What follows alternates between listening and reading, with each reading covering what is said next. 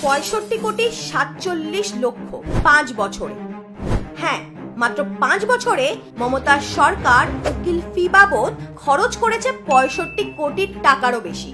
RTI এর মাধ্যমে এবার ফাঁস হয়েছে এই বিস্ফোরক তথ্য। 2019-20 থেকে 2023-24 পর্যন্ত মমতা সরকারের আইনি লড়াইতেই উড়ে গেছে কোটি কোটি টাকা, আর সেটাও বাংলার সাধারণ মানুষের পকেট থেকে। আর 2024-25 সালের হিসেব ওটা এখনো বাকি।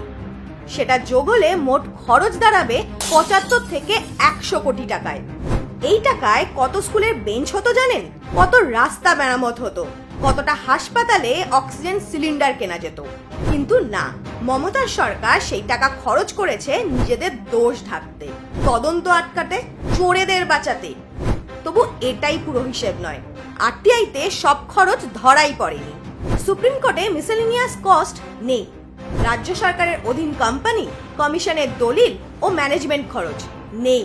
আর বড় বড় আইনজীবীদের মোটা ফি কোথাও উল্লেখ নেই। তৃণমূলের প্রাক্তন সাংসদ জহর সরকার নিজেই স্বীকার করেছেন, গত 5 বছরে মাত্র 2 জন উকিলকেই রাজ্য সরকার দিয়েছে প্রায় 30 কোটি টাকা। একজনকে 22 কোটি, আরেকজনকে 7.8 কোটি।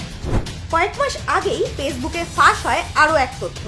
2024-25 অর্থবর্ষে সুপ্রিম কোর্টে এমন 14 জন উকিলের পিছনে খরচ 7,06,91,248 টাকা, মানে 7 কোটি টাকারও বেশি।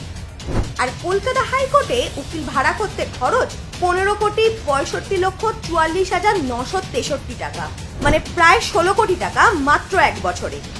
যেখানে হাসপাতাল চালানোর টাকা নেই, দিয়ে দেবার টাকা নেই, সেখানে আদালতের নাটক চালানোর টাকা অফুরন্ত মাননীয়ার। তৃণমূল সরকার গরিবের ঘাম ঝরানো টাকা খরচ করে উকিলদেরকে রাজা বানাচ্ছে আর নিজে চোরদের বাঁচাচ্ছে। তবে 26-এ বাংলার মানুষ তাদের কষ্টের টাকার হিসেব সুদে আসলে বুঝে নেবে মাননীয়া। তৈরি থাকুন, সময় আসন্ন।